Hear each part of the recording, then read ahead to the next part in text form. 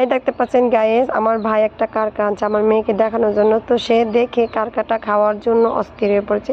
তো কারকাটা এখন নিজে রিসিভ করে দিব অবশ্যই শেয়ার করব। হলো চুলার পাড়ে বসলাম, কারণ ভাই একটা কারকা আনছে আর কি। আমার এক চাচা লাগে, সে হলো নদীতে মাছ ধরে। তো নৌকার ভিতরে হলো একটা কারকা আসছিল বড় ধরনের। তো সেটা আনছে, সেটা নাকি আমার মেয়ে খাবে। তো সেটা নিয়ে কান্নাকাটি শুরু করে দিছে। তো ভাবলাম আমার মাকে বললাম যে মা একটু সিদ্ধ করে ভেজে দাও, মেয়েকে একটু ফ্রাই করে দাও। তো সেটাই আমার মা চুলাটা ধরাই দিয়ে গেছে, আর আমি এখানে চাল দিতে একটু বসে গেলাম। আমার মা মেয়েকে নিয়ে একটু বের হলো ঘোরার জন্য। তো ভাবলাম আপনাদের সাথে একটু শেয়ার করি।